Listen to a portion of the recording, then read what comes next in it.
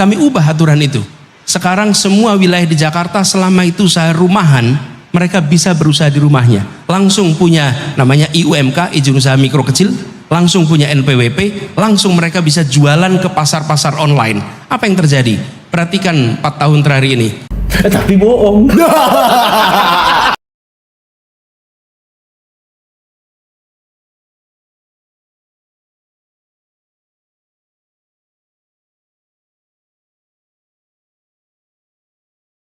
Cara memang seperti biasa, berputar-putar seperti komedi putar, gitu loh.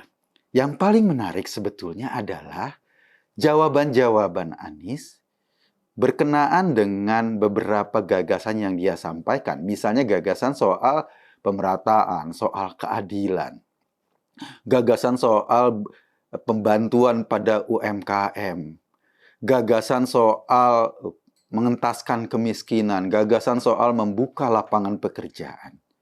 Dan satu hal yang saya perhatikan dari wawancara itu, Anies tidak pernah memberi contoh dari gagasan-gagasan yang dia ingin bangun itu ketika dia jadi gubernur.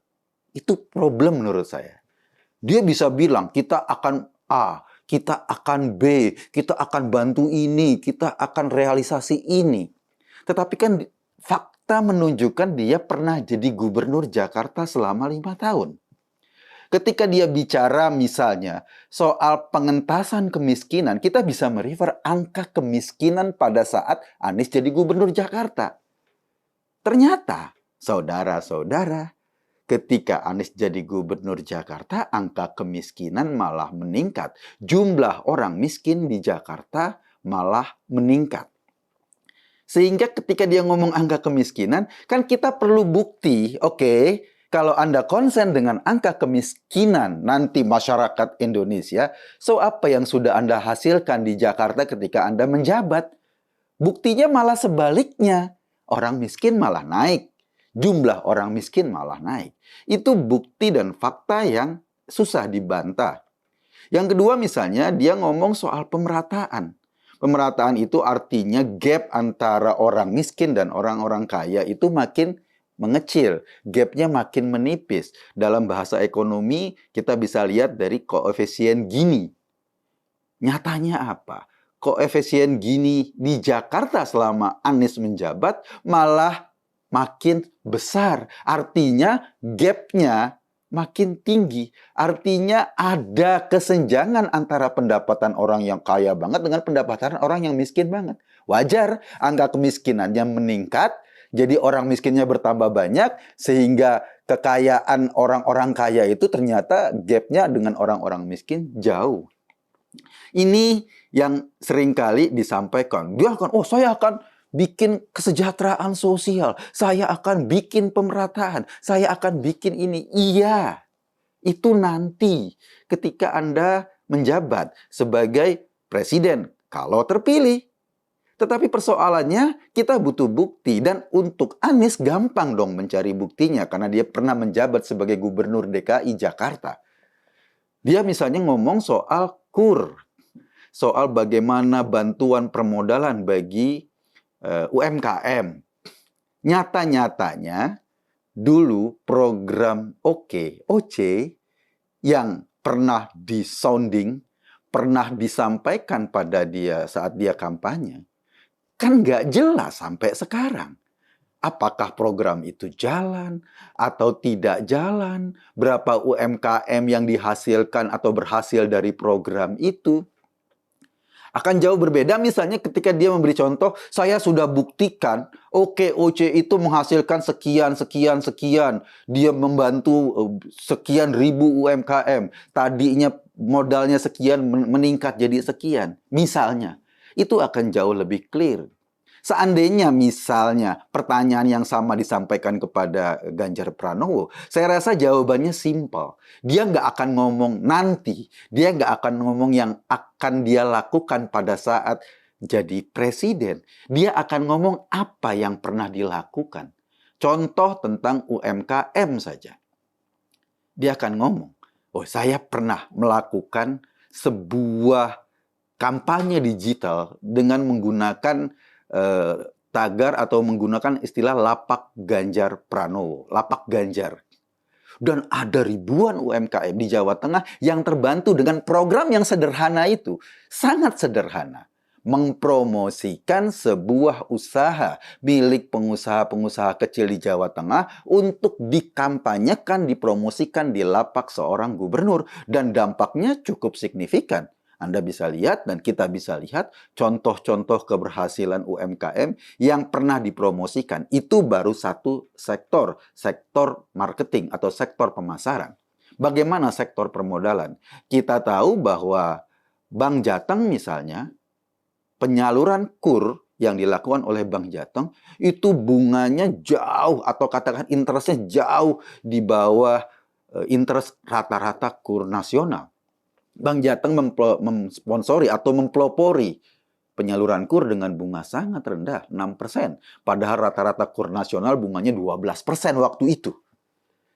Ini langkah konkret dan angkanya, jumlah KUR yang disalurkan, itu bisa kita cari datanya di Bank Jateng.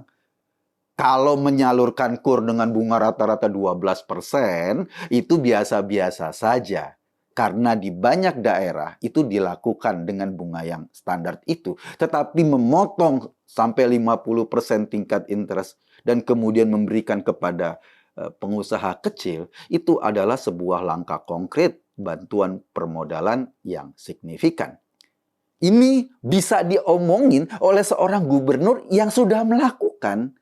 Jadi ketika dia ngomong kita akan membantu UMKM dengan jangkauan yang lebih luas, tadinya cuma di Jawa Tengah, sekarang se-Indonesia, itu jauh lebih konkret karena ada contoh yang pernah dilakukan. Sehingga kita sebagai pemilih nggak ragu-ragu. Dia pernah melakukan loh. Misalnya ketika kita ngomong atau Anies ngomong soal pembukaan lapangan kerja seperti yang ditanyakan Najwa, dia ngomong A, B, C, D, E, F, ngomong tentang hal yang belibet-belibet itu. Investasi lah, inilah, itulah. Tetapi kenyataannya, tingkat penyerapan tenaga kerja di Jakarta itu nggak signifikan-signifikan banget ketika Anies berkuasa. Artinya kebijakan-kebijakan dia untuk membuka lapangan pekerjaan bagi masyarakat Jakarta nggak signifikan. Dia bisa ngomong, saya akan bla bla bla bla bla. Tetapi ketika seseorang dipilih sebagai presiden, kita nggak butuh bla bla bla bla itu. Yang kita butuhkan adalah hasil nyata. Dan bagaimana kita bisa melihat hasil nyata adalah rekam jejak atau apa-apa yang sudah dilakukan sebelumnya. Beda misalnya di Jawa Tengah, kita tahu tingkat investasi di Jawa Tengah nomor 9 secara nasional. Tetapi tingkat terbukanya lapangan pekerja, tingkat serapan pada tenaga kerja baru di Jawa Tengah paling tinggi se-Indonesia. Pada saat Jawa Tengah dipimpin oleh Ganjar Pranowo. Sehingga barangkali ketika nanti, habis maghrib nanti, Ganjar diwawancarai sama Najwa seperti tadi Anies diwawancarai. Saya membayangkan yang akan diceritakan adalah apa-apa yang sudah dilakukan, bukan apa-apa yang akan dilakukan. Karena apa-apa yang akan dilakukan itu biasalah. Itu janji-janji politisi, janji-janji orang yang berharap dipilih. Saya akan bikin BBM gratis. Saya akan ngasih setiap orang hamil misalnya 6 juta. Saya akan kasih makan gratis. Itu janji. Tapi bukti yang kita butuhkan adalah, oke, kalau Anda menjanjikan A, lalu janji ini ketika Anda pernah menjabat dalam skala yang lebih kecil, gubernur misalnya, Anda sudah realisasi seperti apa? Kalau justru yang terrealisasi sebaliknya, gimana kita bisa percaya pada janji, janji, dan janji? Ketika Anies ngomong soal pemerataan, sementara terjadi gap makin tinggi di Jakarta, koefisien Gini makin tinggi, orang miskin makin bertambah. Pertanyaan kita, kenapa dulu waktu jadi gubernur itu nggak dilakukan? Kenapa harus nunggu jadi presiden? Ya kan? Karena itu bisa dilakukan, itu bisa dijalankan. Ketika janji akan membantu UMKM, kenapa waktu jadi gubernur dulu tidak dilakukan? Toh ada UMKM di Jakarta. Itu yang sebetulnya menjadi persoalan kita. Ada politisi, ada